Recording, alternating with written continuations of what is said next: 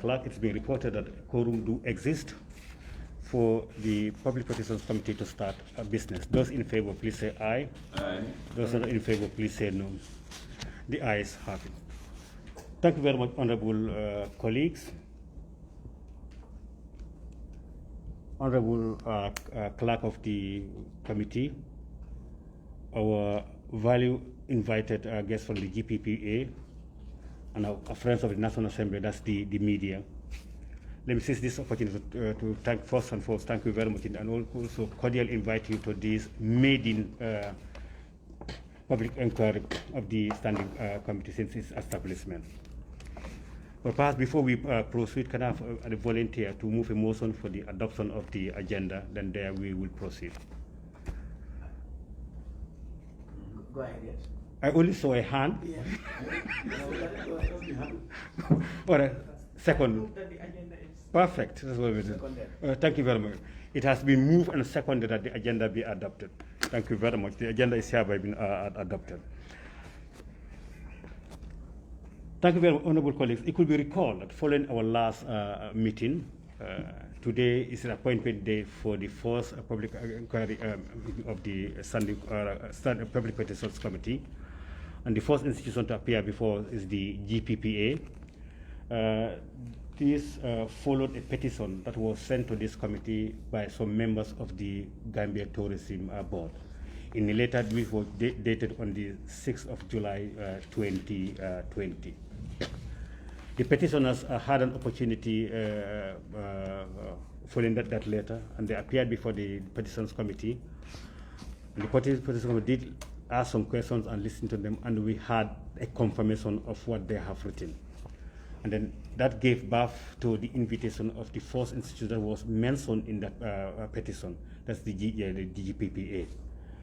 So as a way of a reminder, the purpose of your coming here is to enable the Public Petitions Committee to ask certain questions relevant to your relation with that particular petition that was written by some members of the of the Gambia Tourism Board, as I said. Some staff of the Gambia Tourism Board, excuse me. Whatever the committees of National Assembly derives from Section 109 of the 1919 Constitution, and this particular Public Petitions Committee also equally derives some of its powers from Section 128 of the Standing Orders of the National Assembly. And Section 109, 3A of the 1997 Constitution reads, for the purpose of effectively performing its functions, each of the committees shall have all the powers, rights, and privileges as are invested in the High Court in a trial in respect of A, enforcing the attendance of witnesses and examining them on oath, affirmation, or otherwise, compelling for production of document, and the issue of commission or request to examine witnesses abroad. So before we proceed, we ask our valued guest to be examined on the affirmation. Hence, we don't have a Quran here or something, but you also have a choice. So that's what we want to do, and I'll call on our clerk to administer the words of affirmation before we proceed. That's a way of the direction of the 1997 Constitution, so we cannot proceed without administering the words of affirmation. Before we proceed.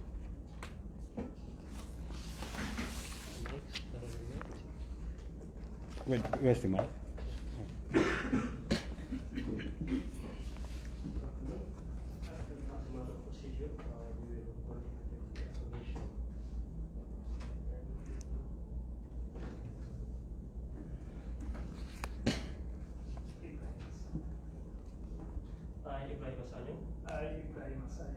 Hereby affirm that I will speak the truth, the whole truth, and nothing but the truth. and nothing but the truth. So help me God. So help me God.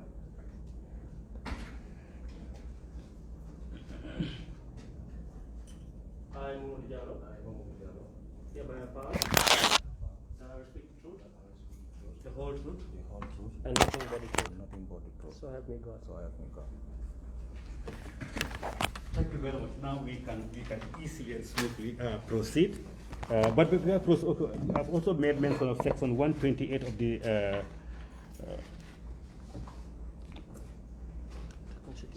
of the standing orders, and I read.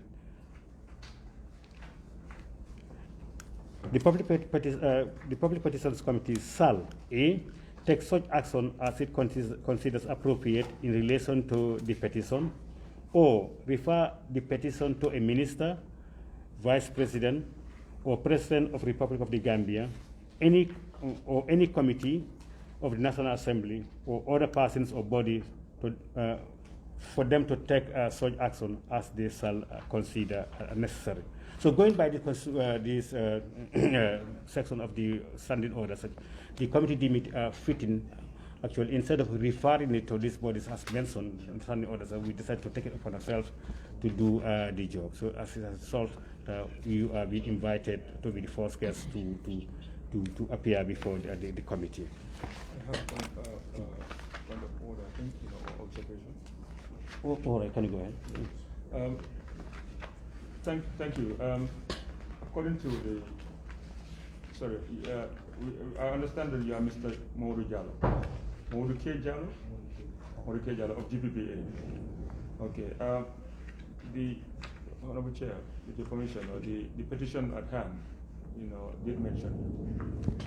And then therefore, you are part of the witnesses that we would call, to enrich our investigation. Therefore, on behalf of that being the case, I think you'll be unduly for you to be part of this engagement with the institution of GPPA. Because you've been adversely mentioned in the petition. So, Mr. Honorable Chair, I don't know what the procedure for that is. Absolutely, I think that's what we discussed. In fact, I was coming to that after the introduction. I'll get to know who exactly he is after the introduction. But then you asked, that's fine. Hence, because that was what we've discussed. Hence, he's been mentioned over and over. So we feel that actually we should engage him separately. And that was this. Yeah. But then let's do exhaust the agenda first, and then we can do it. So the next issue on the agenda, we have introduction. I'll start by myself. I'm Honorable Sunkari Baju. I'm the chairperson of the committee. I'm Honorable Dauda Kosu Jawara, the vice chair of the committee. I am Honorable Amadou Kamara, member of the committee. Honorable Lamine, contact member of the committee. I'm Honorable Swaibu Pure, member. SMS?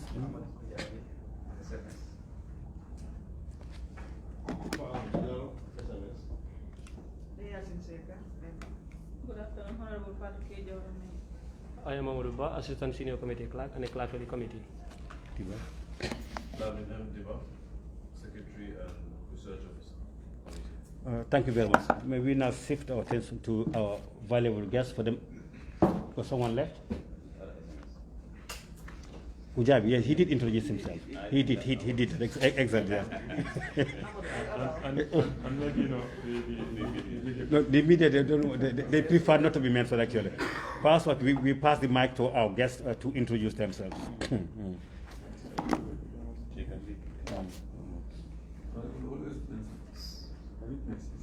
Witnesses.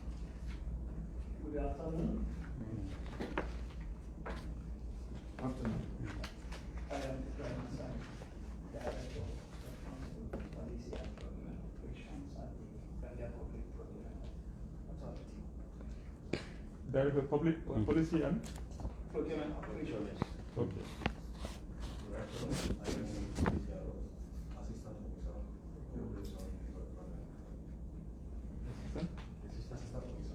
Officer. Policy and procurement.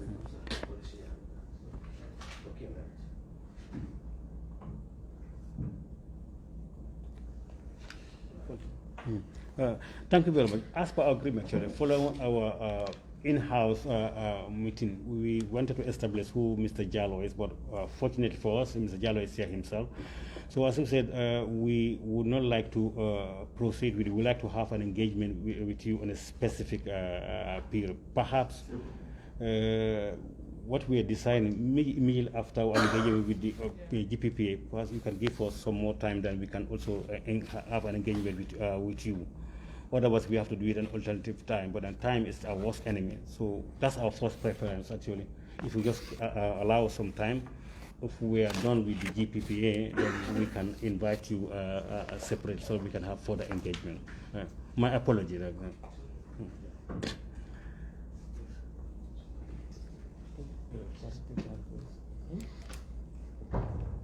Yes.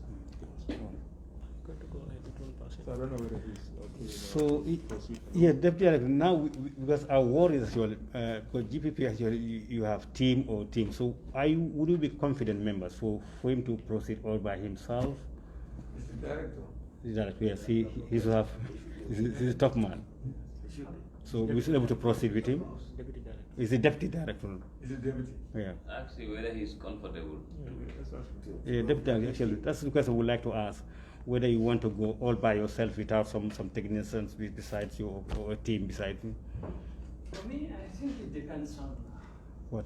the kind of questions Yeah. that are coming. But otherwise, in fact, I made an observation when you were singling Mr. Jallo out, because whatever action is taken on behalf of the authority.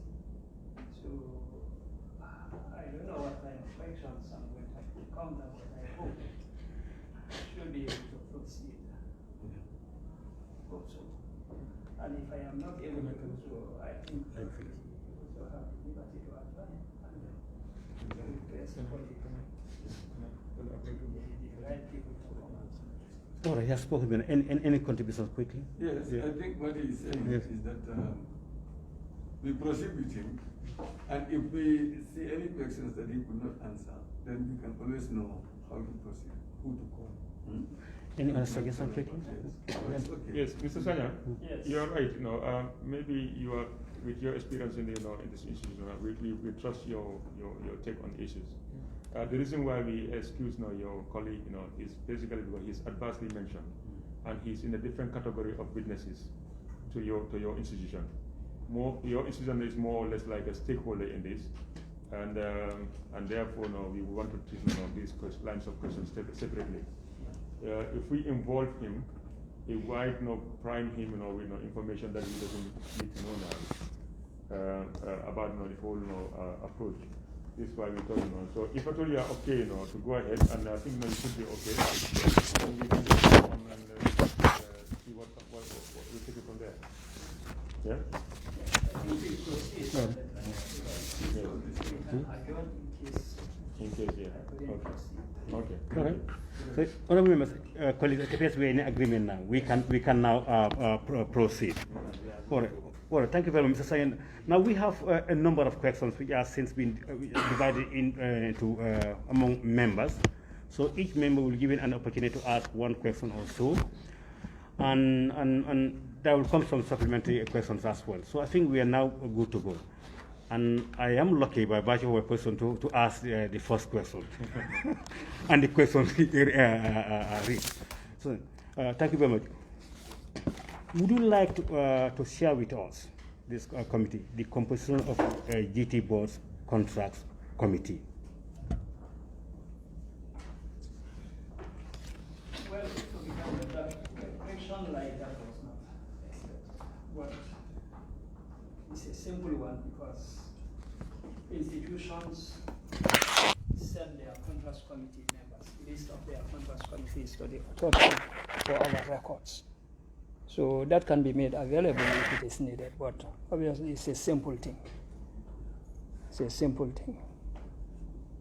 I would like to ask a supplementary question. But let me, if I may proceed, according to the law, the Public Procurement Act, we have certain members that are key. They are sort of ready-made. You have the accounting officer or the CEO of the institution or any institution is mandated to chair unless he or she delegate. Now, the other member of the contracts committee is the somebody responsible for finances. Let's say the director of finance or the manager responsible or the head of the finance is also a permanent member. And then you have the guy responsible for procurement is also. So these are the three members, key members. They are the permanent members of a contracts committee. Then others can be co-opted when the need arises. For example, when it comes to issues relative to technical issues. But then I assume that these are unless they are delegated, what this will be the constitution of their key members of the contracts committee. Thank you very much. Hence, we don't have really the composition of the said contract committee. We would like to furnish the committee with the said composition of the contract committee of GTB people. Well, not today, but maybe yes, we will, yeah. We'll do that. We can do that, yes. What time period would like to also give you? I'm not sure whether tomorrow there'll be work, but let's say Monday after quality.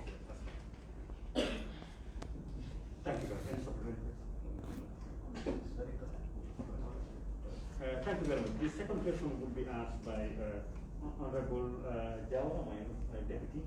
Thank you for the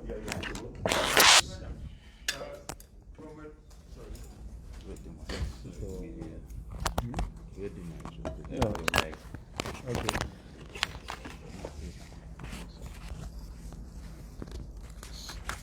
So, from a layman's point of view, what does the term compliance means in GPPA compliance?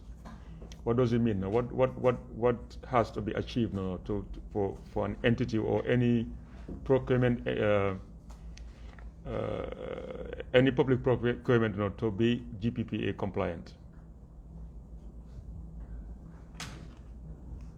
That's the question. Now, thank you so much for that question. These media people.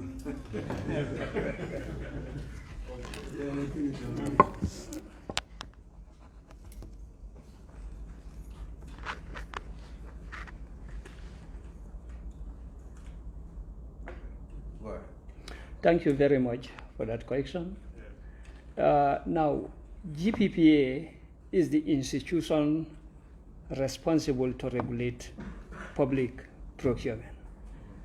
And in doing so, we are guided by an act, GPPA Act, which clearly defines the procedures and processes as to how procurement should be conducted.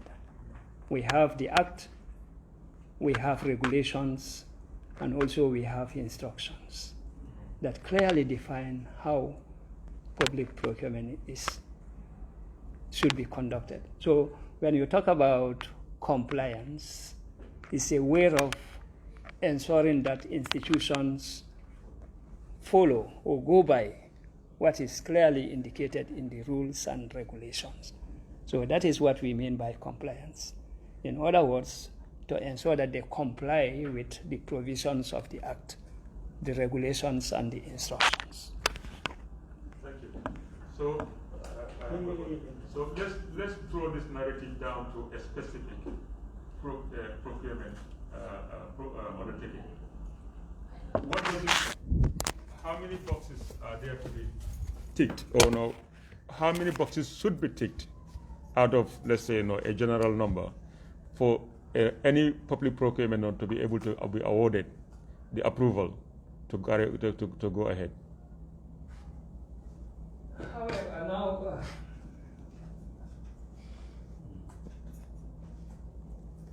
yeah, go on. I think you can go on.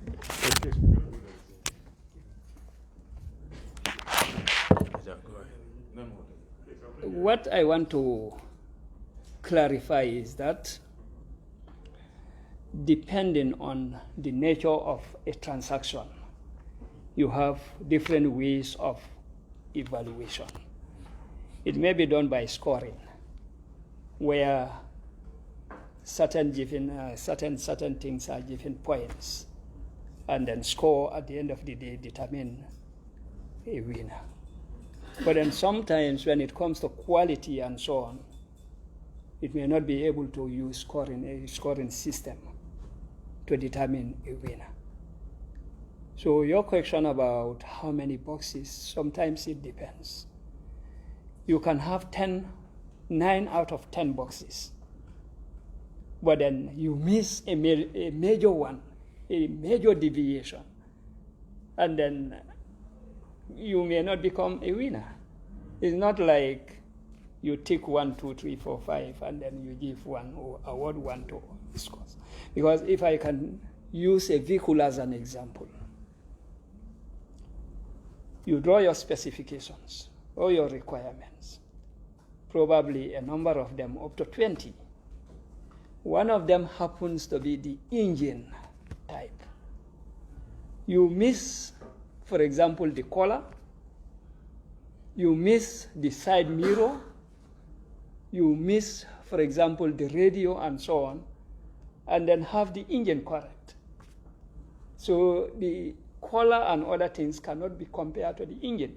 So coming back to your question, what I want to clarify is, it's not like a tick 1, 2, 3, and then you assign equal marks to all the ticks and determine a winner. So you have so many things that you look at before you arrive at a decision of who a winner is. Okay, so I don't know whether that answers your question, but yes, it does. It does answer partly. So it means there is a certain threshold that has to be met, before you can but it doesn't mean all the boxes have to be filled, but the major boxes have to be filled to get that. yes, and also depends on the kind of transaction that you are looking at. Because some transactions you look at quality, like consultancy services, but others you look at, for example, vehicle, you can always look at whether they possess the right requirements or not. But then when it comes to certain things like qualification of consultants and so on, it's a different thing.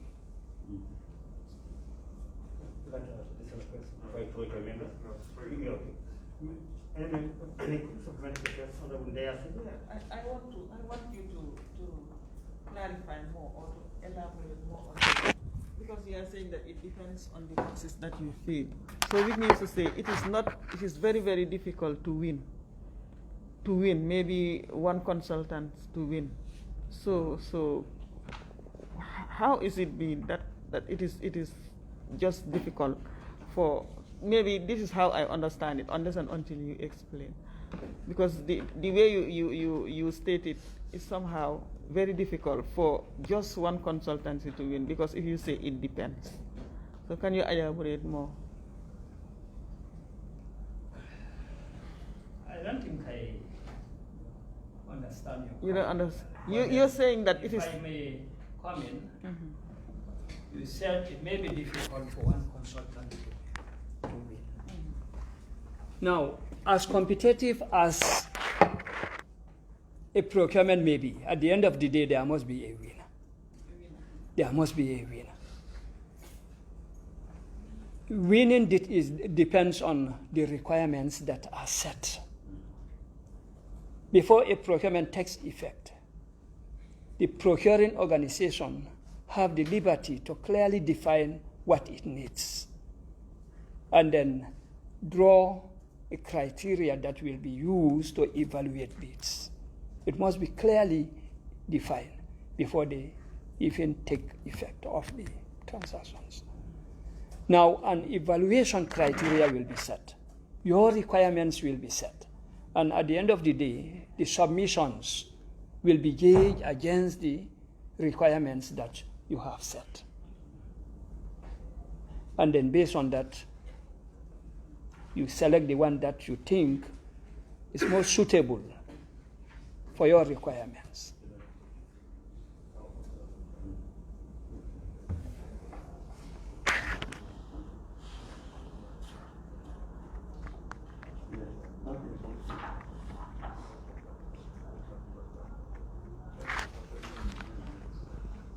Thank you very much, Sir. Thank you for that clarify. That moves us to question number 3. That is asked by Honorable Ndayase.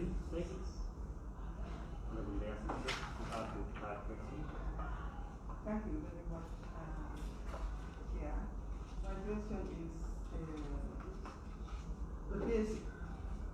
awarding of the contract, what are the terms?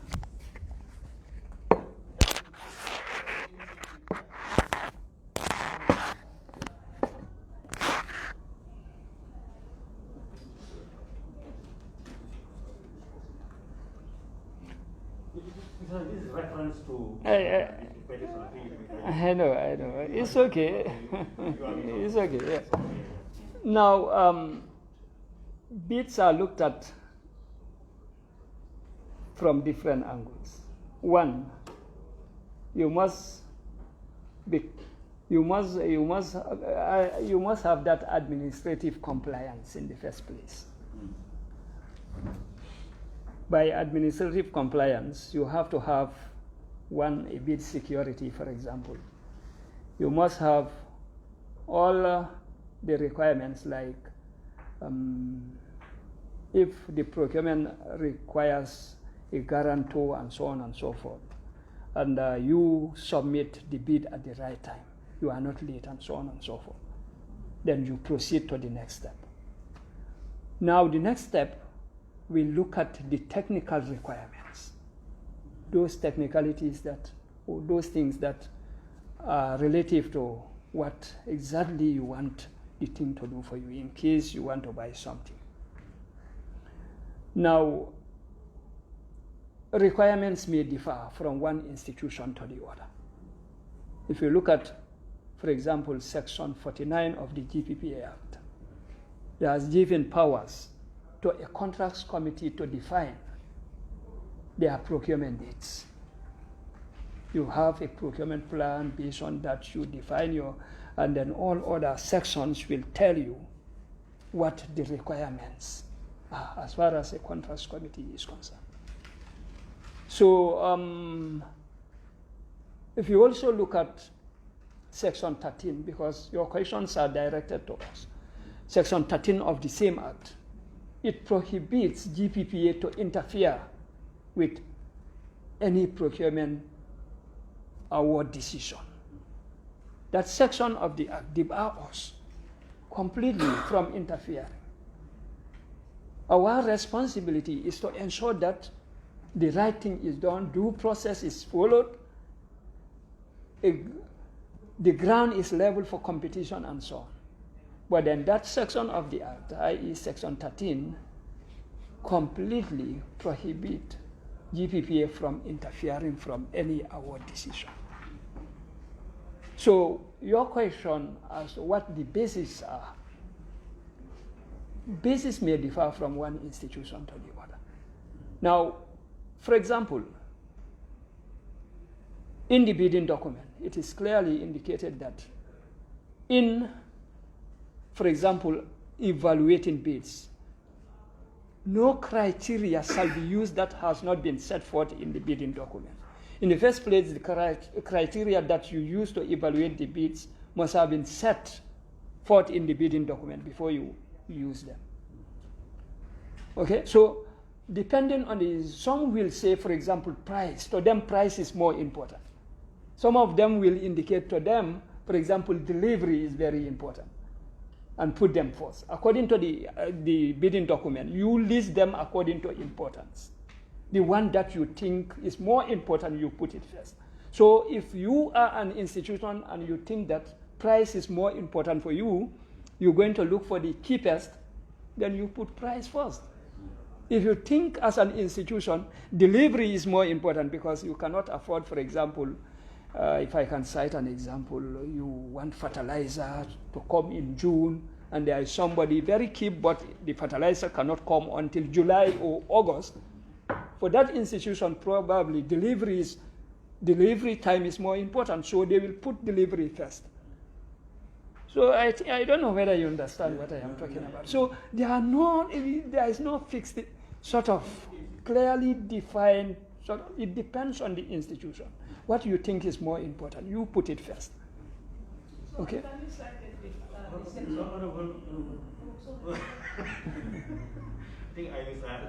I have the power to send her out.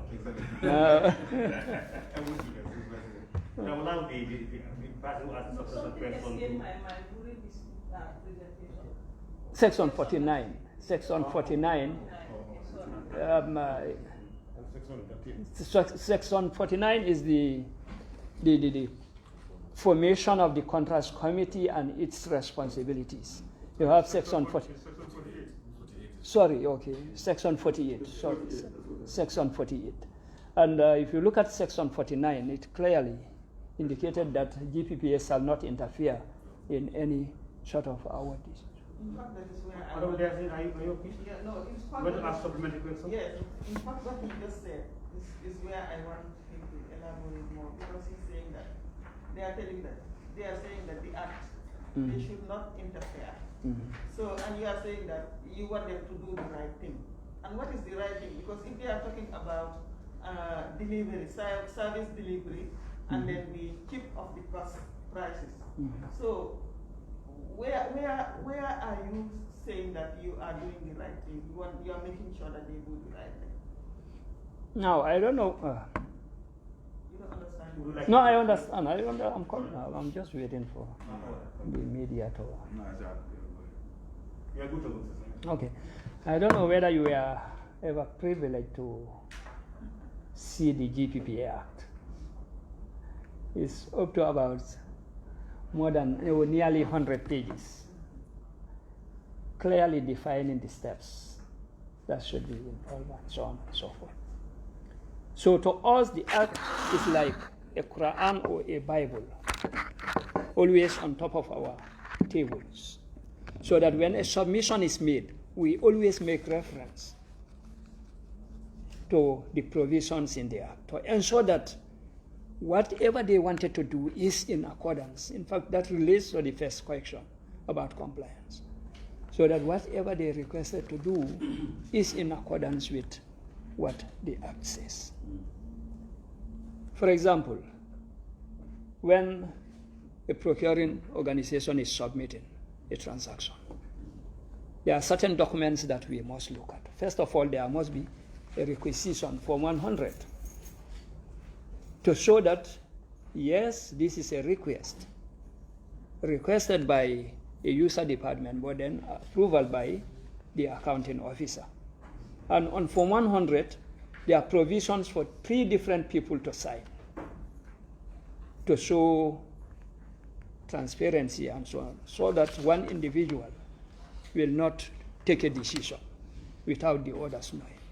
So when a submission is made, in the first place, we have to look at Form 100 to verify that, yes, the transaction is approved by the accounting officer. And all other key people have also indicated or appended their signatures to agree to the course of action. Okay? Now, we look at all other columns of that Form 100 to ensure that they are properly completed. Now, apart from that, we look at, if, for example, if it is a single source, we look at other reporting forms, like 003 and so on and so forth and so forth. We look at the meeting of the contracts committee, their arguments, and finally arrive at something. Now, if that is missing, we send it back to them to say that, no, we don't think that this is agreed by a committee. Where is the minutes at which your contracts committee agrees to this course of action? So we send it back. So if they are able to produce that, we look at the deliberations, and then they agree on something. Yes, we put it aside. We look at all other submissions. Now we look at, for example, the tendering period.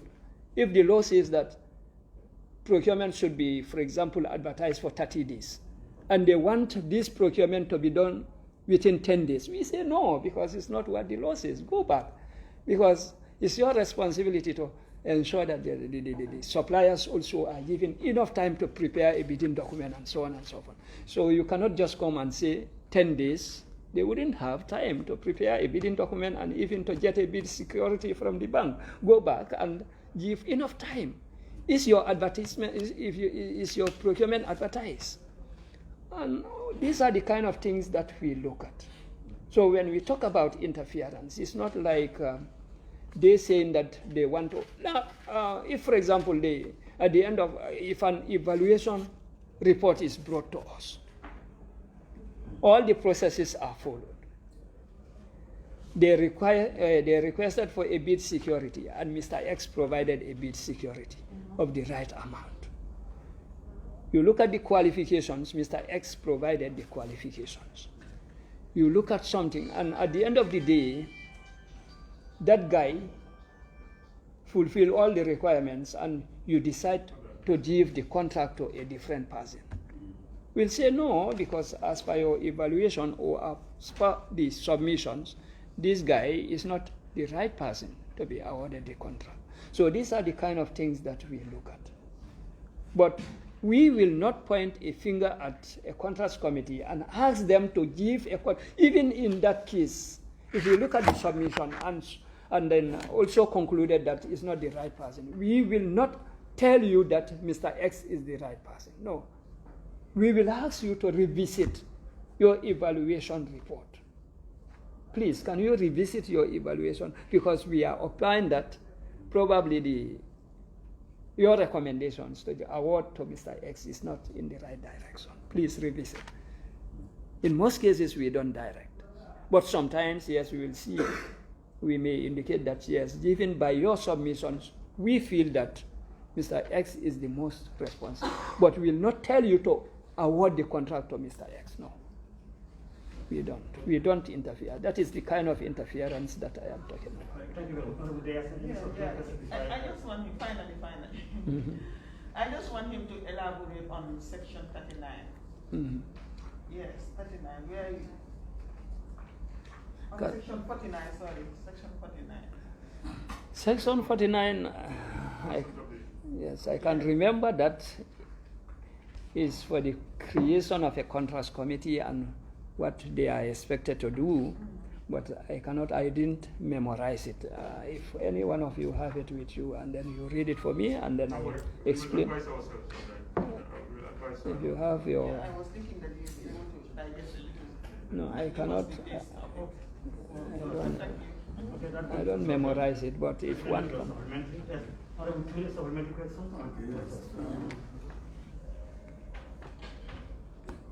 Yes, okay. Mr. Simon, I want to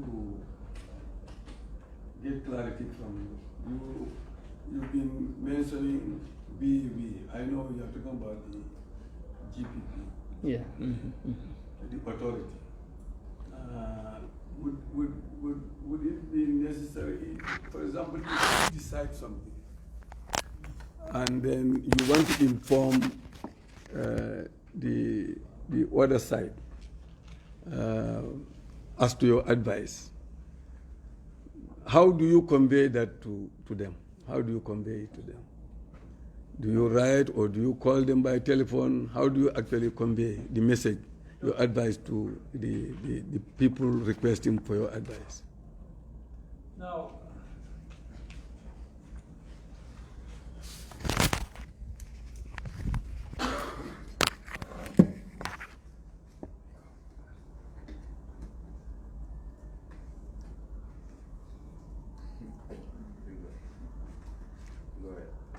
okay, thank you, Mr. Ture, for that correction.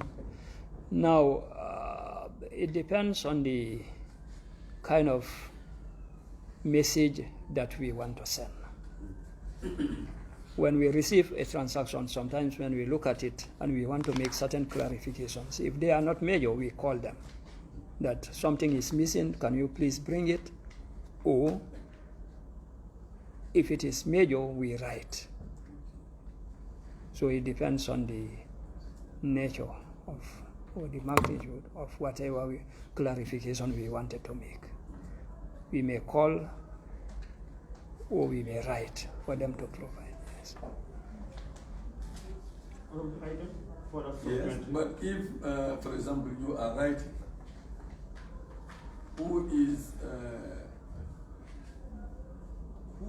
has the authority to actually write and print signatures? Is it just the director or anybody within the authority? Actually, when the way we communicate is like all communications are addressed to the Director General. And then the Director General will minute them to the directors, for example, myself, and then I will identify an action officer to act. But then whatever signatures are appended on behalf of the Director General. It's the Director General who speaks now.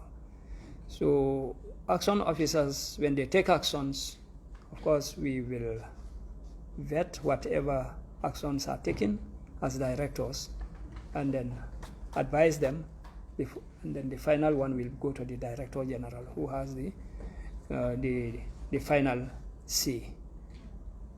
Okay. But whatever is done on behalf of the Director General. But it does not necessarily mean that it is the director who would sign.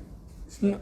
But you say the action officers can sign on behalf. Yes, if you look at our letters, in most cases you will have the name and a signature for the Director General. If you have any of our letters, that is the way we operate.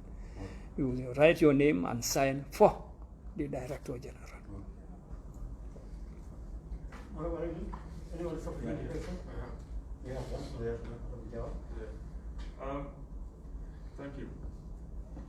Section 13 of your act, section 13.2 of your act specifically says that in the exercise of its powers, the authorities shall not interfere in the award of any specific procurement contract. Now, we are talking about a specific petition before the National Assembly Standing Committee on Public Petition about some omissions or commissions in the public procurement regarding the Gambia Tourism Board 5 eco lodges. How familiar are you with this particular procurement practice undertaking?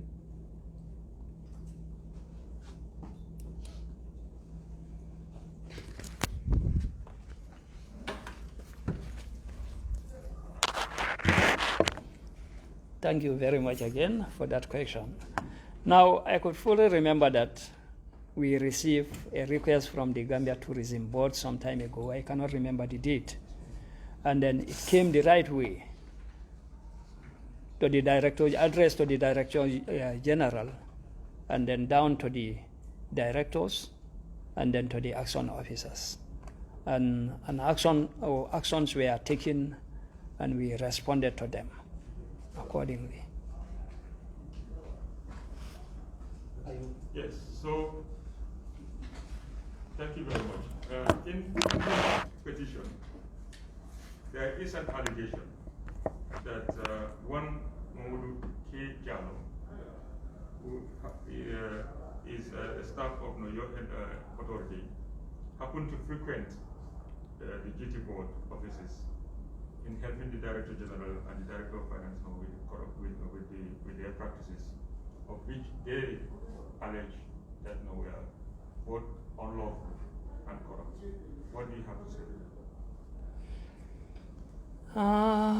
Actually, like I said, submissions to the authority will come through the Director General, and then this will be minuted to the various officers. Now, if officers are visiting institutions, it's not to our knowledge anyway. It's not to my knowledge. I am not aware of it. I am not aware of it, to be candid, that a particular officer has been visiting frequently to the tourism board. I cannot remember. What I know is we used to conduct compliance related reviews sometimes, so that we go there and then we request for their transactions and then determine their compliance level as far as the applicable legislations are concerned. That we do. But that a staff has been frequently visiting the board for this particular transaction is not to my knowledge. Anyway. Thank you very much. I think you heard loud and clear. Yeah, do you have a subsequent question? I just want to add that, for example, if you are doing this correspondence, for example, with the GT board, officers that will be taking this correspondence, these letters, or is it messengers that would be doing that.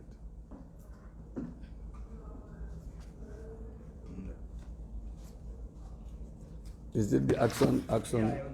Yeah.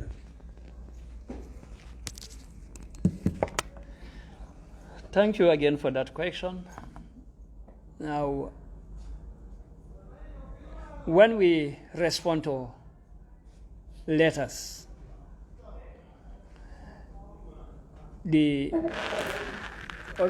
is the responsibility of the authority to ensure that the letters are sent. We have messengers and so on. But sometimes we may call institutions to come and receive them, because what happens is many institutions are fond of submitting at the last minute. So in most cases, requests that come are always in a hurry to receive them.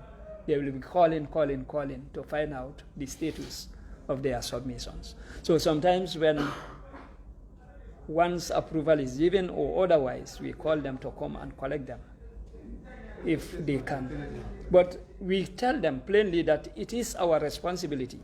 It is our responsibility to send the letters, but if they think they cannot wait for us, they can come for them. We allow them to come for them sometimes. But it's our responsibility to send them to them. Thank you very much, Mr. Simon. Any other supplementary question? Thank you very much. Now that goes to section number 4. That will be a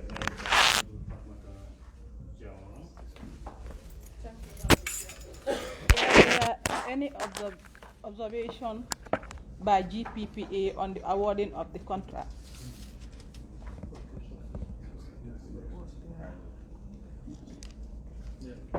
This really, the question is related to the construction of the 5 ecologies. I just to if you get a reminder. Now, yes, we had a lot of observations. If you can look at this file, you have a lot of papers in it also. And of course, submissions are done at different stages. First of all, a procuring organization will identify a procurement method, and a bidding document will be prepared and sent to the authority with, for example, if it is a construction with a BOQ, we look at it, we advise them. We give, we either approve or otherwise we make recommendations for them to amend the bidding document, just to ensure that the initial stage, which is the bidding document, is free, is not biased towards any supplier, and so on and so forth. So for these particular transactions, yes, when the bidding document was sent, we made some observations. These were corrected, or we communicated to them, and they were corrected. In fact, if you look at the transactions, the first action officer was a lady, not Jallo. Observations were made, and then they were, of course, corrected, and then the bidding process took effect.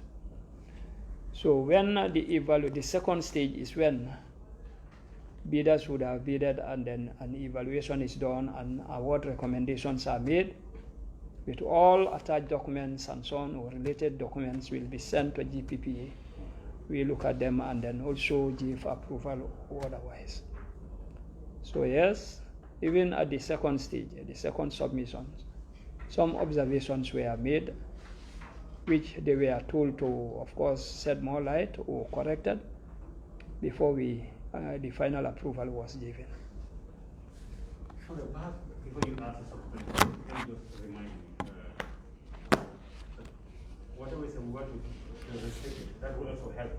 When special emphasis on the particular issue, we may like to have the general thing, but particular emphasis on the issue that will equally help us.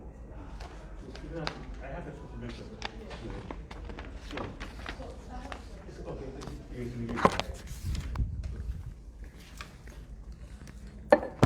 Thank you. Did you observe any financial abuse from the chairman or other governing body of the contract committee? Any Financial abuse, yes. I may not call it a financial abuse. What I observed was when the request was sent for our approval, the initial amount was something like 19 million, if I could remember. I cannot fully remember. The amount approved was about 19 million, something like that. 12.5 million.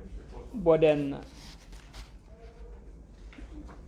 later on, we will receive a letter to indicate the total contract amount, which amounts to over $22 million, which was not subjected to our prior approval before they proceed. So the amount that we approved initially, based on their submissions, was 19,424,000, something like that. But then for the notification of award, we show something like 22,338,105 dollars, which was sent to us. But like I said earlier, it was submitted the right way through the Director General and then down to the directors and the action officers. So when the Director General received this notification, he said note and file. That's a directive. I'm trying to relate to your question as to whether we observe or not. But then this time around, it was a directive. We are told to note, and then we file. And then I noted, and then the manager compliance also noted, and then we file. Thank you. Additional supplementary questions? The signing of contract and payment of 38.5 million to Laird Group from the GT board account follows a proper procedure. Does the signing of contract and payment of 38.5 million to Laird Group from the GT board account follow a proper financial and audit procedure?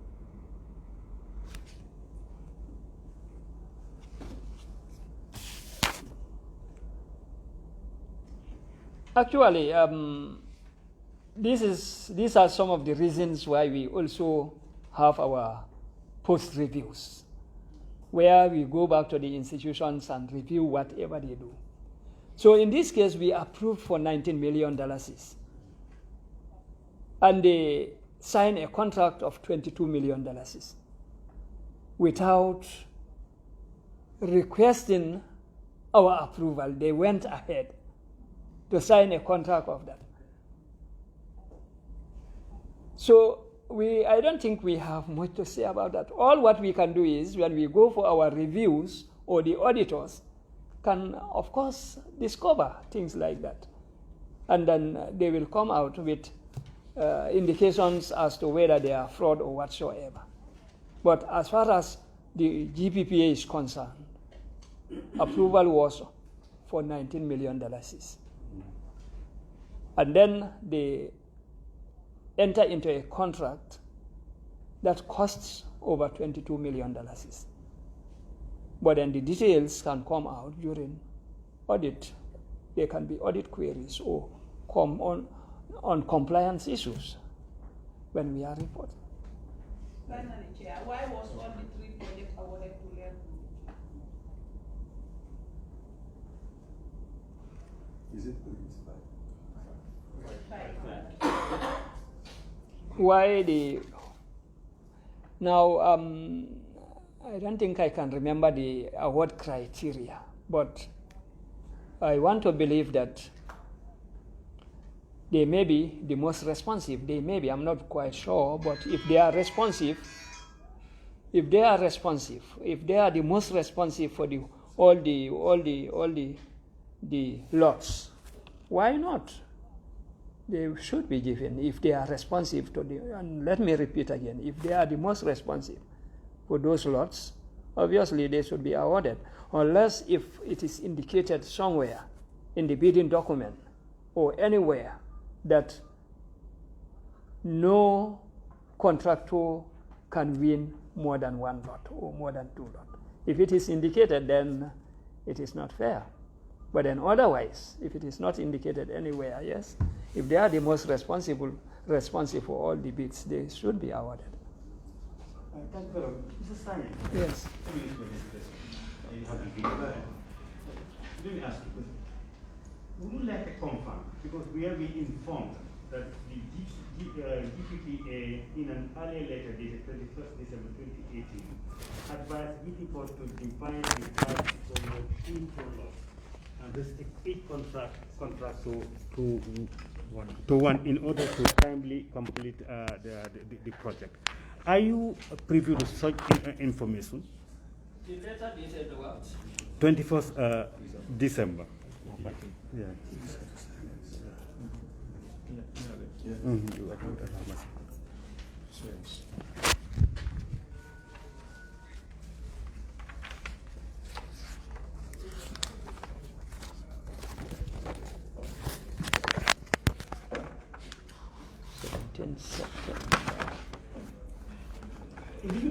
Why you check? If you advise, your advice is based on what you deem probably what is being done is not right or is inappropriate. So you advise a particular person to do the right thing. Yes. What happens if that particular individual institution fail to heed to your advice?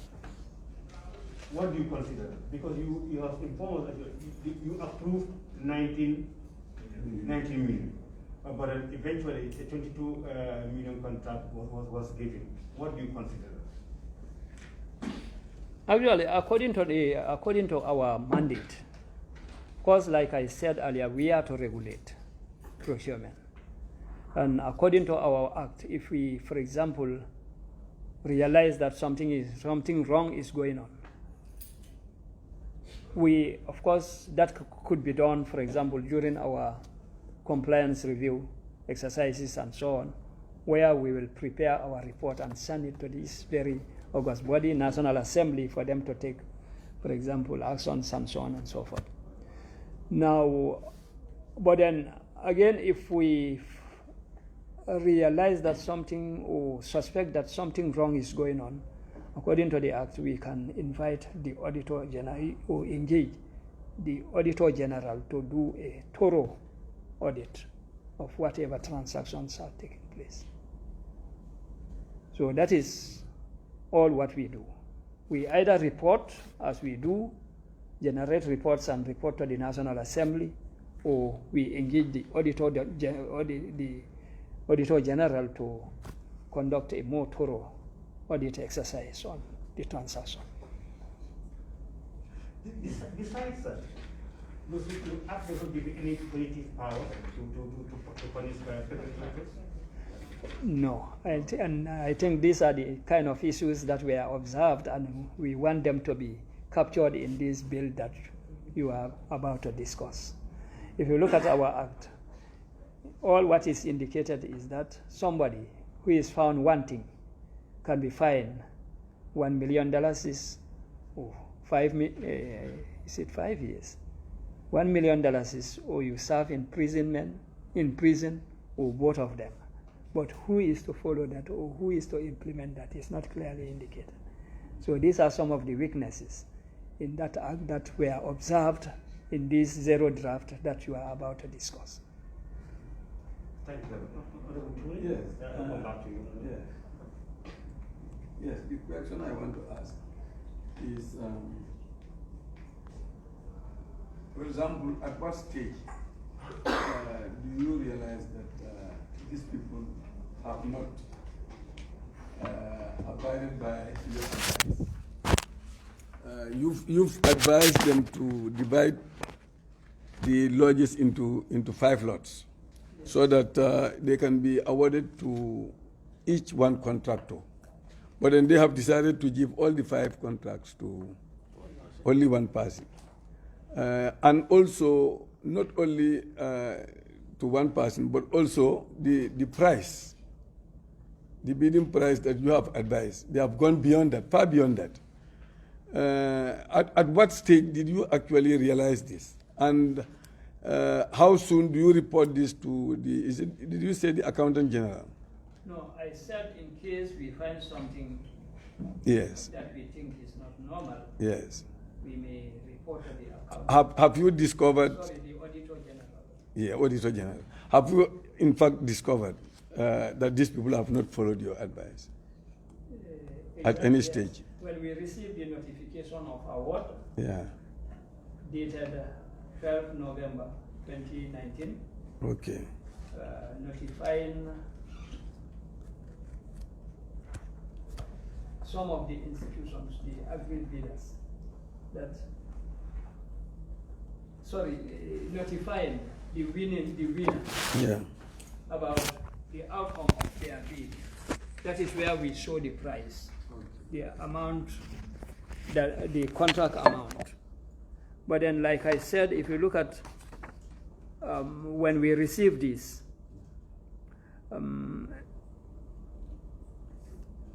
from the Director General, the indication is like note and file.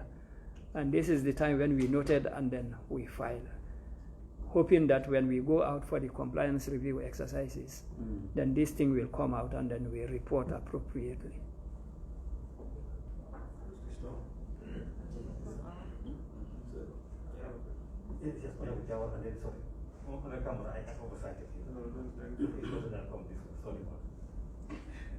He was just asking if I can address it to the chair. We'll come to you for the Thank you very much, Honorable Chair. These are most of the fundamental questions I have.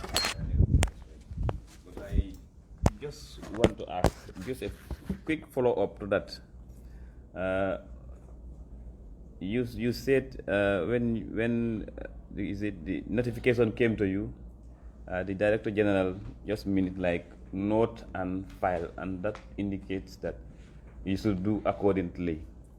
So as representative of that institution and before us, and as we receive evidence that, and also you have also told us that the initial amount that you approved was 19, and consequently when the bid came it was like 22 million plus. So when you realize that, have you done any action? Have you notified the contracting party, that is the GT board, maybe in writing also? And if so, definitely we'll be pleased to have such communication. And just let me just do this once and for all before we go and come. If you look at the correspondence that we received as evidence, different letters, they were signed by two different personnel for the Director General. We've received up to 5 communications. The first 2 were signed by one Jamila Odum on behalf of the Director General. Then the other 3 were signed by Mamadou K. Jallo on behalf of the Director General. I don't know what is the internal procedure there, and probably it affects different departments. But was this right, and what do you have to say about it?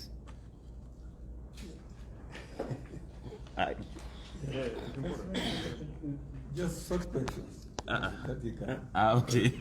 You put too many questions. No, sorry, you like I only put 2 questions. Lay the foundation too. I was laying the foundation.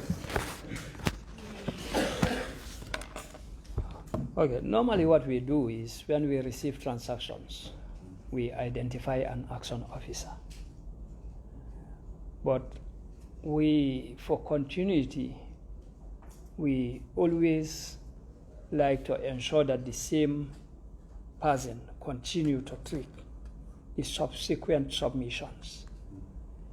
But for some reasons, if, for example, a submission is started by someone and then this person is not around, you cannot wait.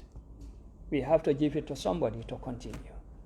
But normally we consider that a lot, that somebody who starts a file should continue because he or she will be more familiar with what transpired and be able to, of course. Sometimes when a submission is made, advices are made. So when they resubmit, that person will be in a better position to remember some of those things and to see whether the anomalies are taken care of or not. But then for some reasons, the file may be given to somebody else if the person who started the transaction is not around.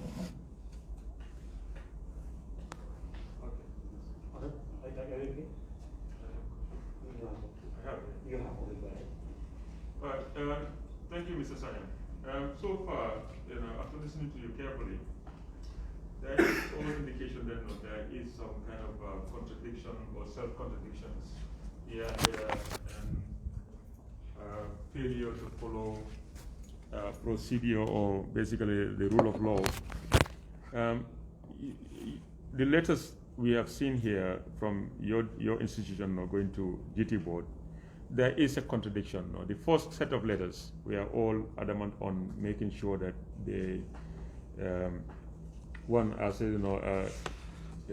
separate these constructions, to make sure that they are delivered on time.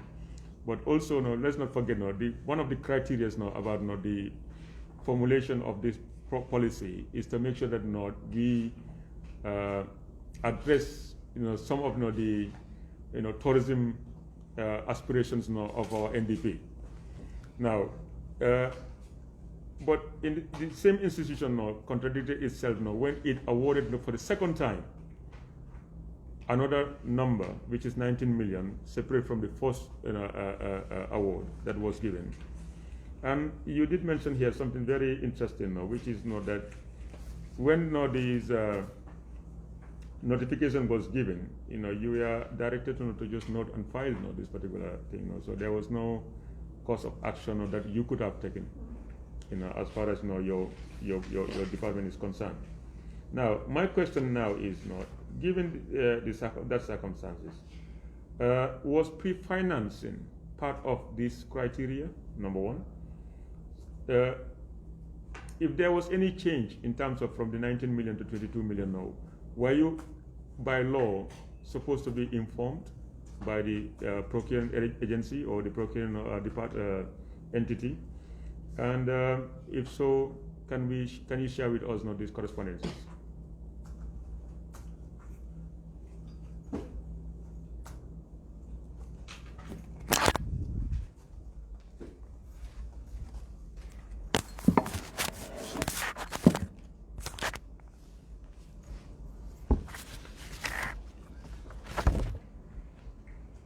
Actually, the changes were not communicated to us.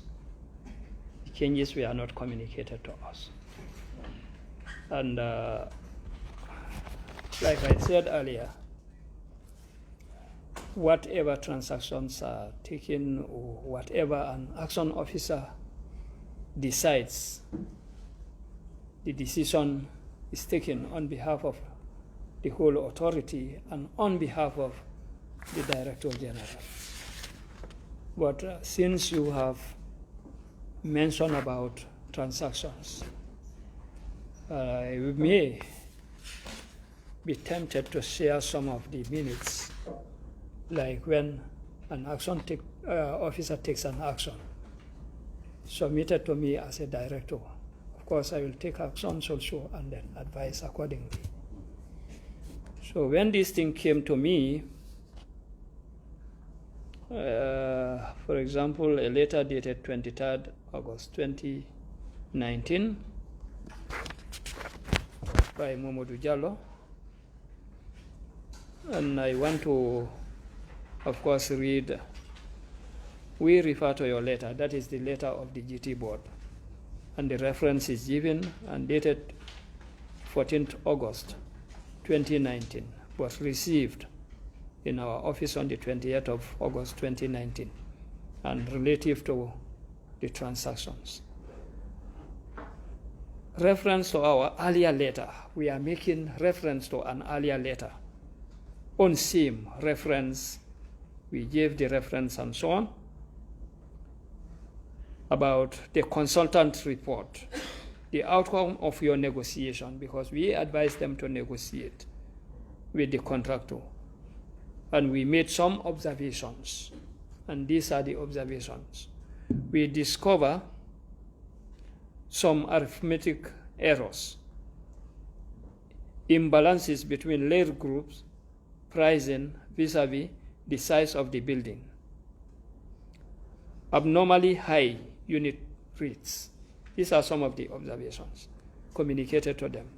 But I am not sure whether it was the final data and that was given to you, or you have that those communications or not.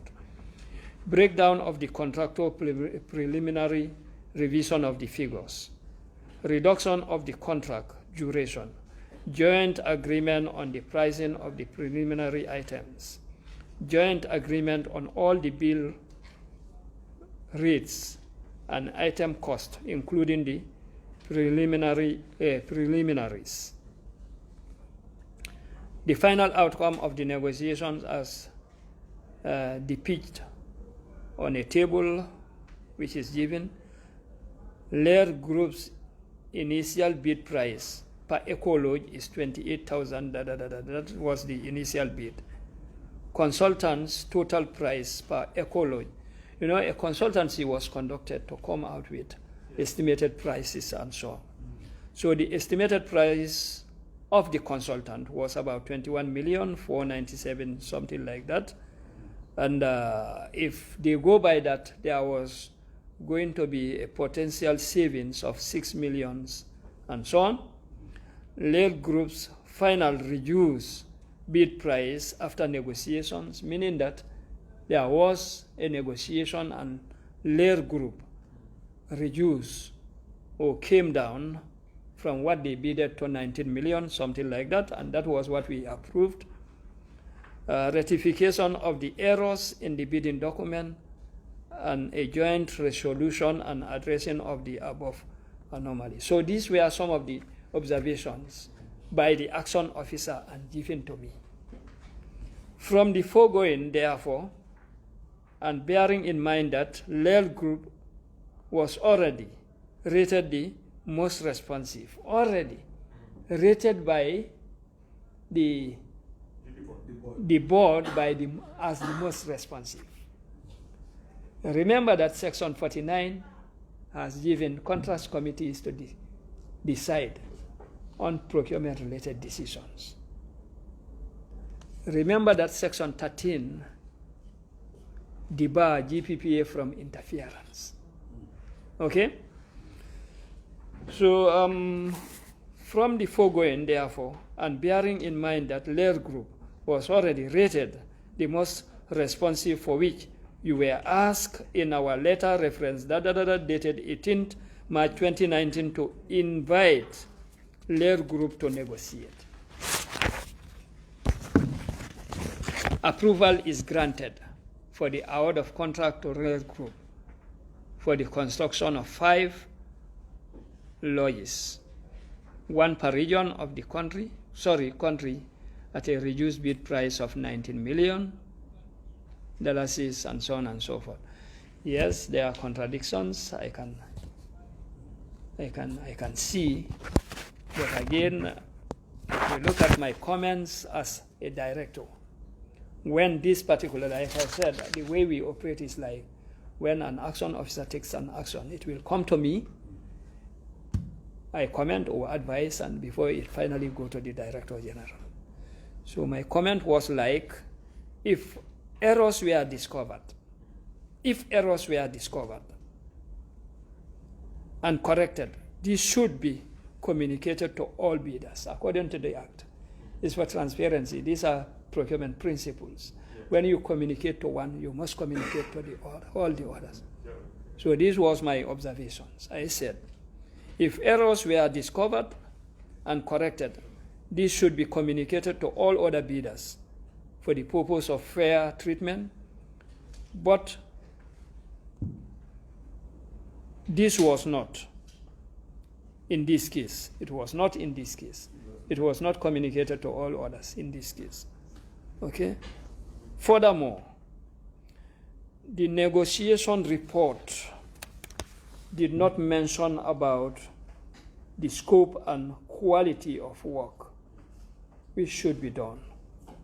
Sorry, which should not be done. Okay, so I said, these were my comments. Okay, maybe we can share.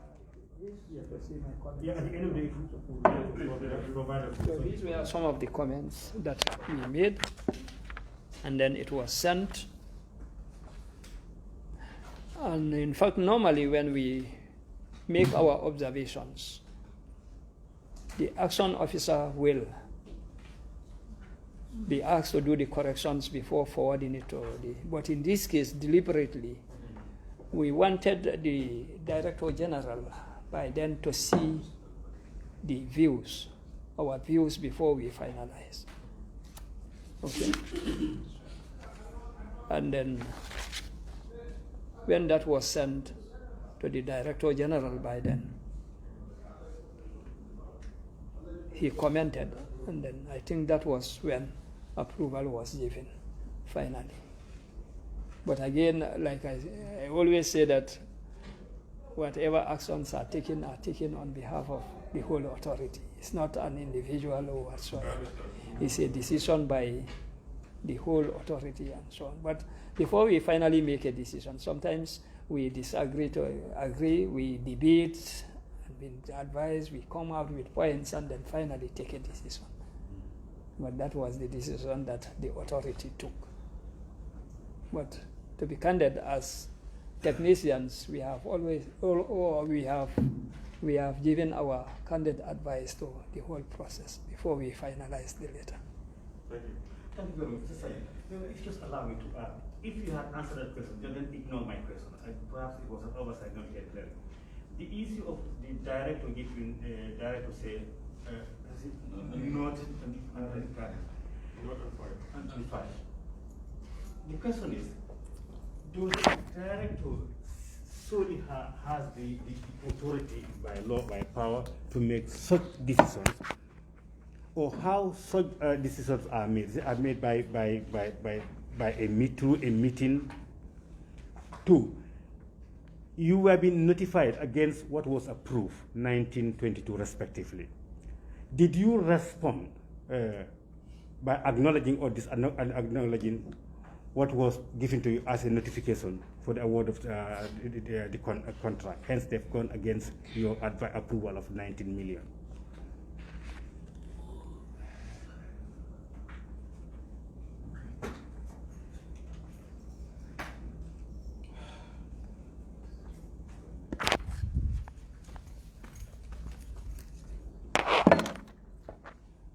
Thank you.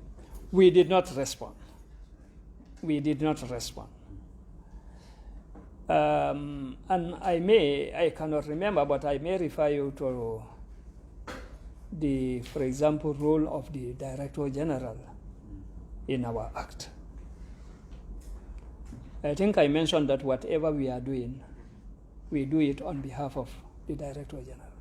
So if a directive is given, obviously, at the end of the day, if you don't, you are going to sign on his behalf.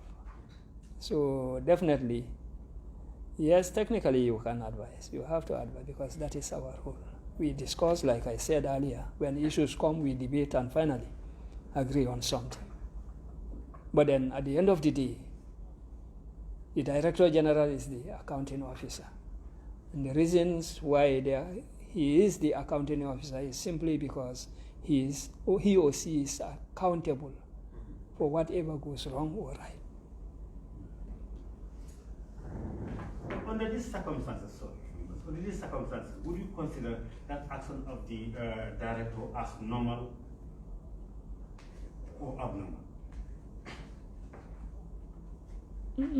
To me, probably it was an oversight, but definitely we should have, of course, responded to that letter. Or even a telephone call to say that, yes, this is what we approved, but we are surprised that we are seeing a different figure. I want to believe that it was an oversight from the authority.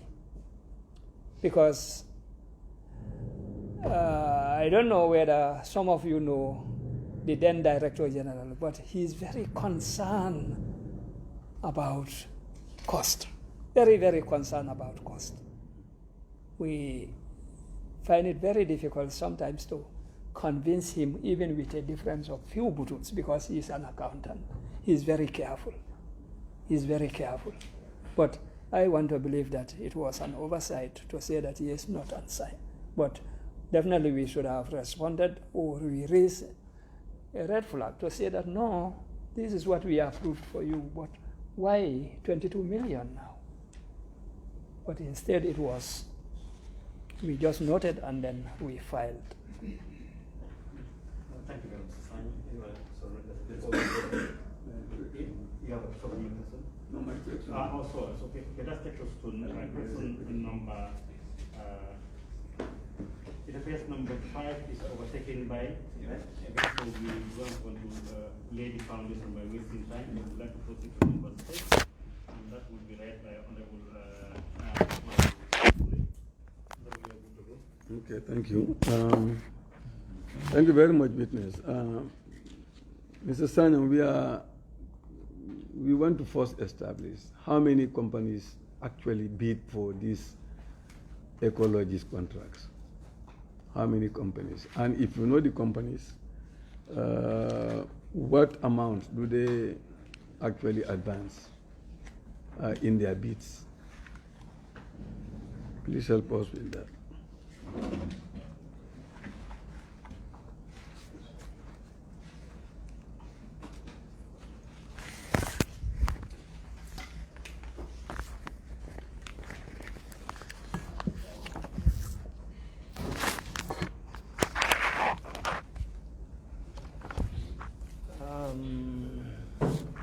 This has been a long time, and definitely I have to make reference. I have to go over the papers and see the evaluation report.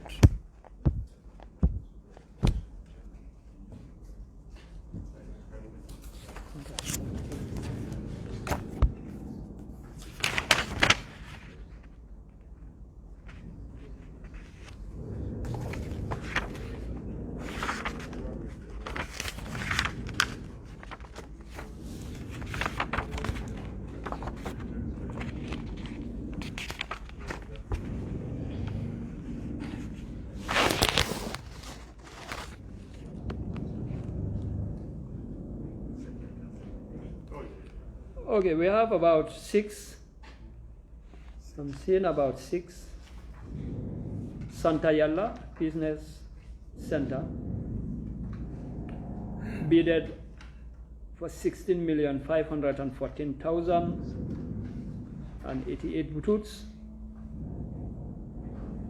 This is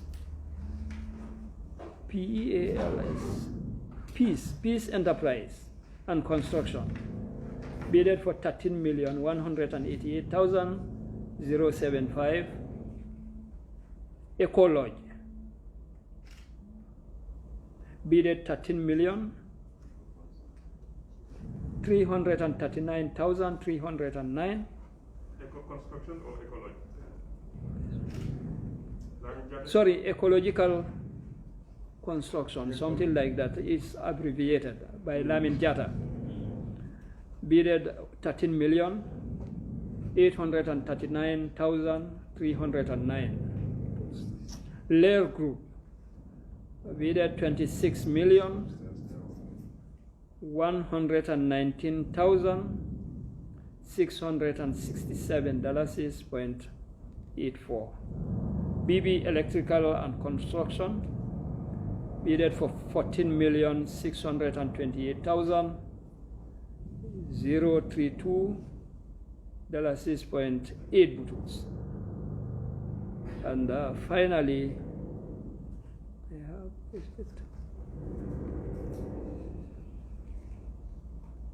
this is not clear. I cannot read it.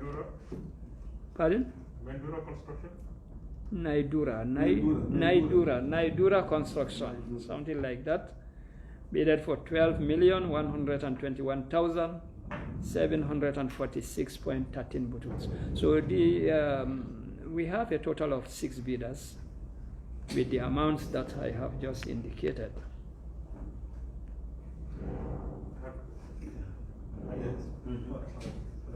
Yes.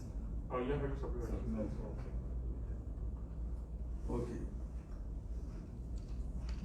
Yes, thank you. my observation on this, my observation is that you have all these other companies, their bids are below 20 million. And your recommendation was 19 million for the lodges, for each of the lodges, based on the specifications, based on what they should do, the work they should do. Now, there is a discrepancy of almost $10 million between your recommendation and what these people have, and the contract that is given to Lair Group, because they offered 20. It was 22 million. Yes, so it looks like it's not small, because 10 million is quite big. I cannot understand why you would not spot that immediately to show that this is an anomaly. That we must notify these people of this gap to the extent that you just note it and file it. That's what I cannot understand. If the amount is, for example, 1 million or 500,000, I can understand that. Maybe it's not. But this is $10 million of public money. That's just notified and pushed. So, what is your thinking on that? Actually, what is your thinking on that?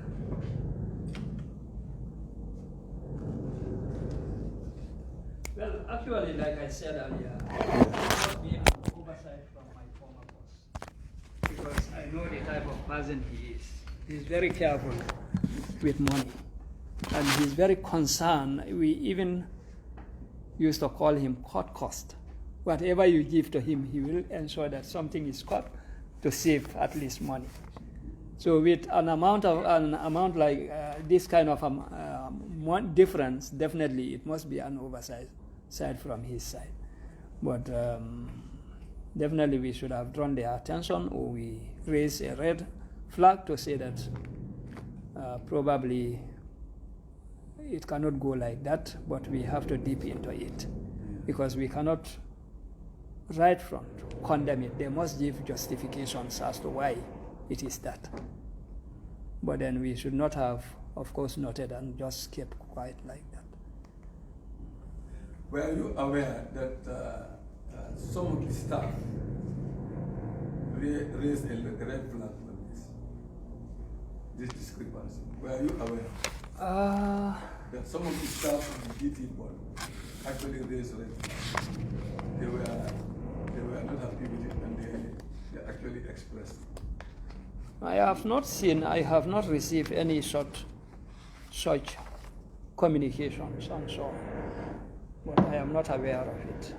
If it is something that was sent through the authority, I would have been aware of it, but I don't think so. But sometimes communications are done, and if I am not around, they cannot wait for me. They will be filed accordingly. But I am going through the correspondences and the whole file, but I have not seen anything of that nature from any of the staff or group of staff to indicate that something was or wrong was going on. Okay, so basically,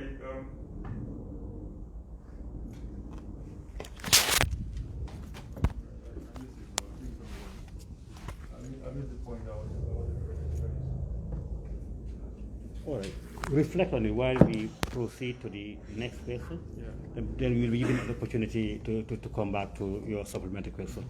Now that takes us to question number 7. That will be read by Honorable Amadou Kamara. Honorable Kamara. Okay, thank you very much, Madam Chair. Next,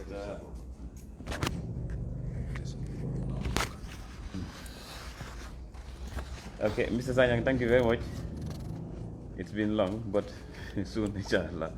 Okay, my question is, what were the original sites identified and the areas accepted for these ecologies?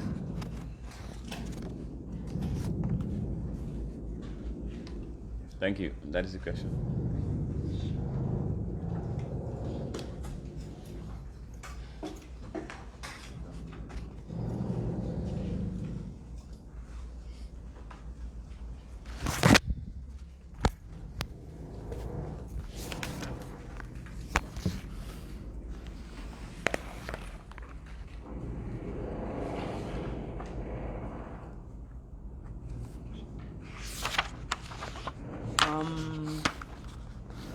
The letter that we got on Form 100, that is the requisition, indicates that construction of ecotourism community base in 5 regions, meaning that there should be an eco-lodge in each of the 5 regions. Quantity, you have 5, and the estimated price or cost for each of them is $15 million, and the estimated total cost is $75 million.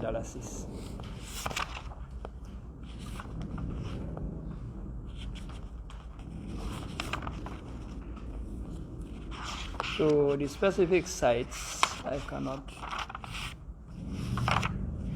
remember. They are not indicated here.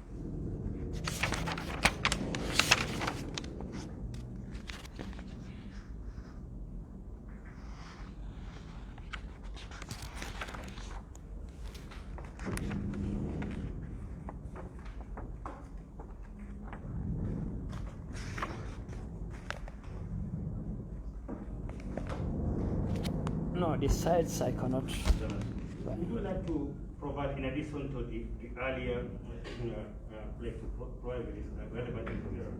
Yes, okay. These sites, yes, we'll do that. We can do that for you. Yes, I just want to say that it's just by way of confirmation, because this is evidence that the construction of this building is supposed to be in 5 regions, yes. We received evidence. We received evidence that such was not done. So we want confirmation from GPPA as per your communication between GPPA and that of the GPO regarding this actual contract, just to confirm and make sure we have everything. Thank you very much. Since you don't have it, you can provide it later. That's okay. Any supplementary question by any member? Thank you very much, Mr. Sanya. We will take us to the last question of the day.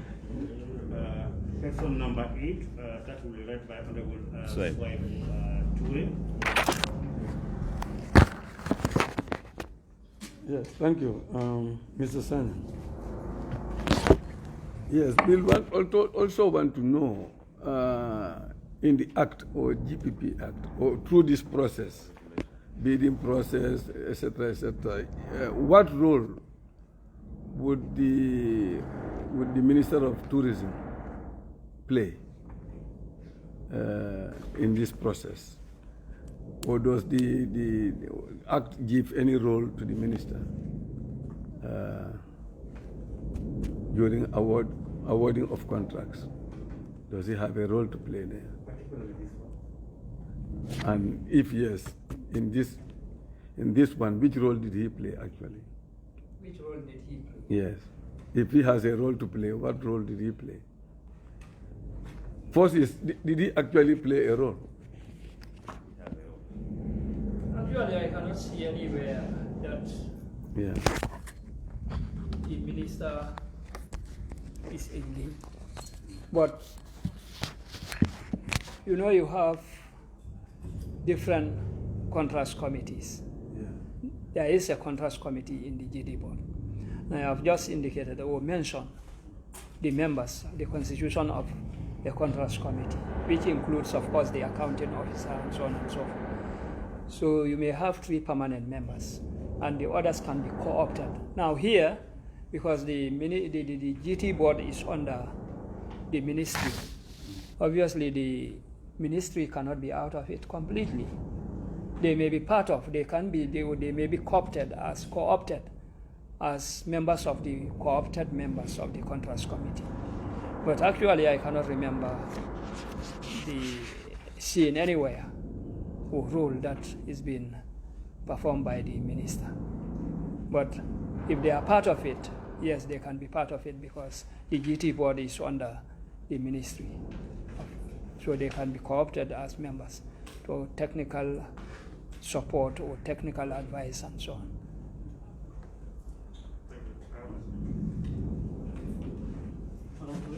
Yeah, for now. Yeah. Okay, sir, thank you again. I find that your clarification of that very uncomfortable in the sense that GP board has the board of directors, who is the governing body of the institution.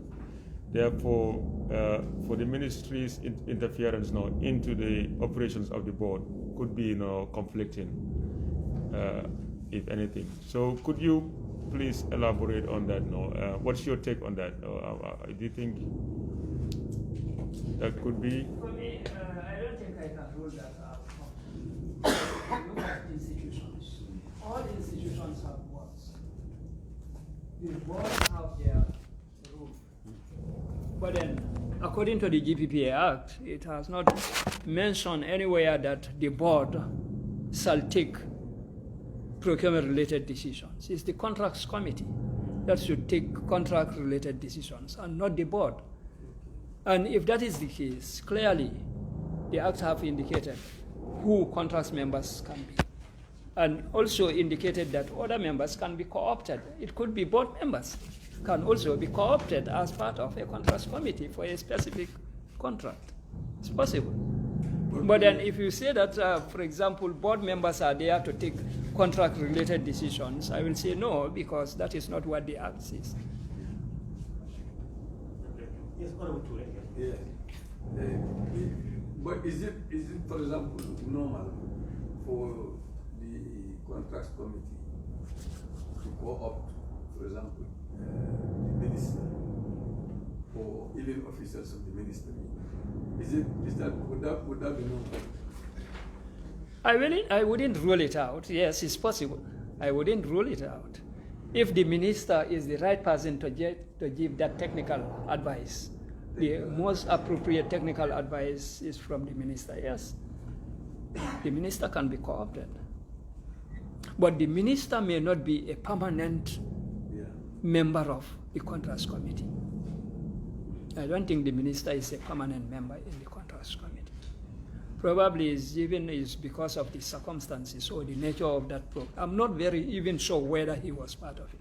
I'm not sure. But even if he is, probably is because of the nature of that procurement. That is why he or she is co-opted to give technical advice. What I'm saying, would you like to, what was it, based on assumption whether the minister or the ministry is part of the contract committee? Would you like to confirm and whether the minister himself or a member of the ministry was part of the contract committee? And would you be willing to share that information with the committee? The minister or the member of the ministry was a member of the state contract committee. In addition, would you know from your act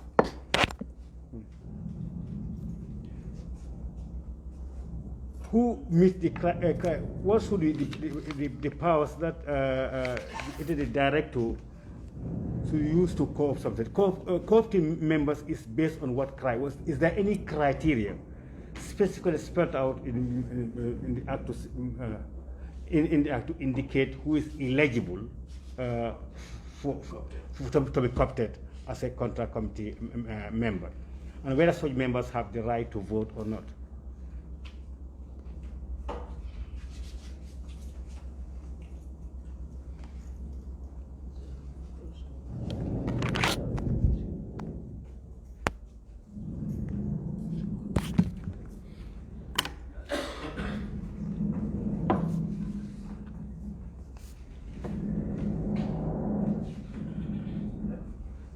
Now, to co-opt somebody to a contracts committee depends on the discretion of the contracts committee. Now, if, for example, you want to buy vehicles, among the contracts committee, there is nobody who can give that technical advice, who knows about vehicles. The law requires that you co-opt somebody from outside, either within or outside, even outside the institution, to come and give you the technical advice. And what we always say is, like, if it is construction, for example, you want to, a ministry or a department want to construct something, and within the contracts committee there is no contractor who knows about construction, they can contact the Ministry of Works to provide them with somebody to give them that technical advice. So there is no set criteria, but the issue is the person must be somebody who knows the subject matter to give that technical advice. So, but there is no qualification set aside for, and there is no criteria. The person must have an idea of what is happening. If you want to buy computers, you don't have any technical person to give you based on technical on computers, to QuantumNet, go to QCell and call somebody to come and help. So this is the kind of things that these are the kind of. What I understand with co-opting to be part of a committee for a specific thing. Exactly. Yes. For that particular transaction. Yes. For that particular ad hoc. Calling someone to advise you for a one-off thing is there, and calling someone to be a member of that particular committee for a period, that's also exists. Does it have any difference? Now, it may not be a member of that particular committee forever. No, for that specific transaction. Because transactions are in different stages. For example, in fact, the most important thing is about when you are preparing the bidding document, where the requirements are going to be set. But it cannot stop there. When evaluation or bids are submitted, obviously that person must be there to look at the submissions and then be able to advise or to determine who responds or who respond to those requirements that were set in the bidding document.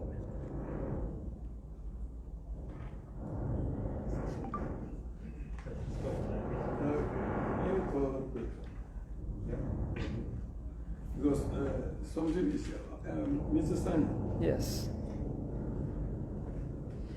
The report that we received.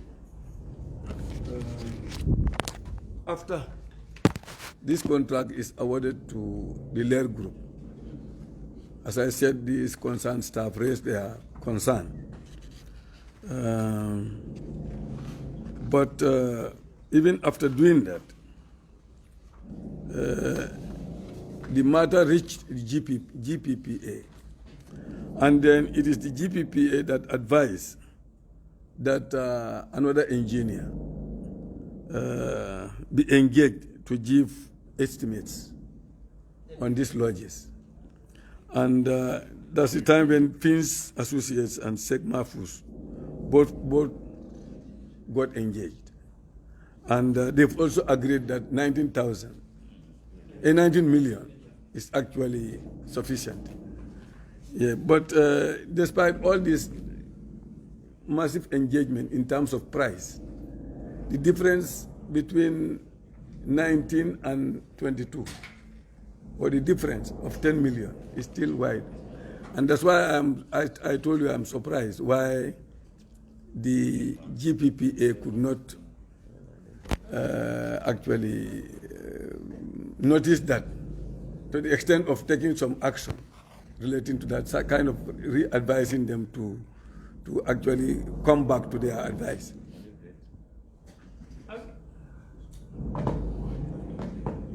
That is one thing. And I'm not sure also whether you, but you may not have, maybe that's not the right question to him, but the earlier payment to Lair Group, which is 38 million, which is advanced to them, even before they actually start the work, also raised some eyebrows. I don't understand. We are talking about from 19 to 22 and another one, 38 million. What they are saying is 38 million, you are not aware of that. $38 million is advanced to Lair Group before they actually start any work. You are not aware of that, Mr. Sanya? No, I'm not You are not aware of that. As we speak, we are talking about 22 million. Yes. From 19 million to 22 million. Yes, I think But we are also saying that 38 million advance payment, which is more than $22 million.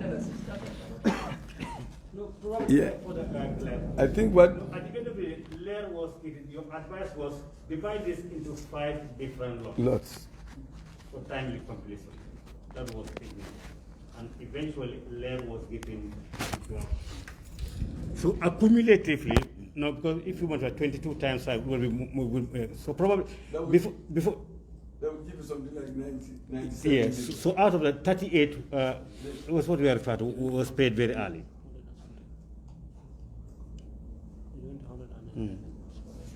Because each single lot was again 22. So 22 by 5. So out of that lump sum, 38 was paid very early.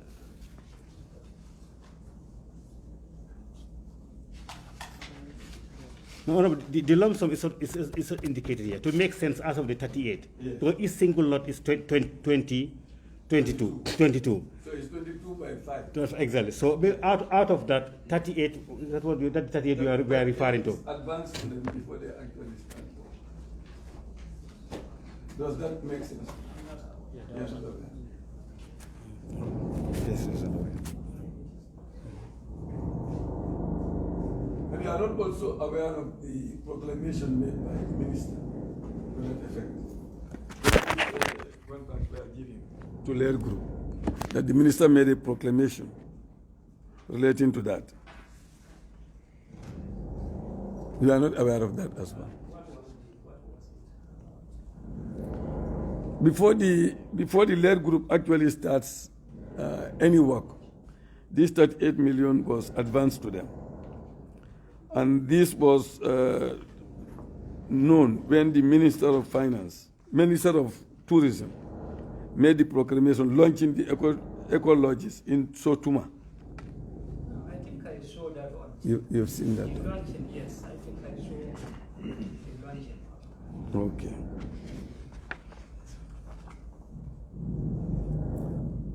Do you have further problem? No, I think I'm fine. You're good to go. Yes. Thank you very much, our valued witness, the media, honorable colleagues, our able support staff, SMS, and that one of the persons that we have. So to give a recap, I think today's session was as a result of our engagement with some staff of the GT board who filed a petition to the National Assembly. For any petition to be led before the Public Petitions Committee, it has to go certain exam that's called admissibility. So the GT board petition was said to have conducted exam, and it passed the exam and was considered as admissible. That's why it landed on the desk of the Public Petitions Committee. And the Public Petitions Committee created time to engage the petitioners. So that engagement gave birth to this first maiden public inquiry. And the GT board happens to be the first institute that appears before this public committee. GPPA rather, my apology. our intention actually, as by the dictates of the standing orders and the 1997 Constitution, is that we will investigate, get the results, and lay a report before the plenary. And it's up to the plenary to decide to approve or otherwise for our report. And that will be followed with other actions. So in other words, we want to seize this opportunity to thank you very much, Mr. Sanyan, for taking time off your busy schedule to come and answer to the call of the Public Petitions Committee. I know we are in Ramadan, everybody looks very tired and hungry, but this is a clear manifestation of our love for our country, that all we have is the Gambia, and almost endeavor to make sure that we leave good legacies. So that actually we can put this country to a position that we all are yearning for. So on that note, I want to thank you very much indeed, and also our friends of the National Assembly. That's the media, who are real friends of National Assembly. And anytime we call on them, they don't hesitate to respond, because their role is very, very important. It's called public inquiry. Means the public must be known. This is a way of improving democracy and transparency, which is very, very key, and accountability. So we want to thank you very much indeed, and of course our able clerk, our support staff, thank you very much. And last but not the least, the honorable members of the committee. Actually, it has been quite a very, very long day, but then this only done for the love of our Gambia. So I wish that Allah subhanahu wa ta'ala grant us this. Thank you very much, members. I hereby officially close the meeting. So, may we pray in our own ways.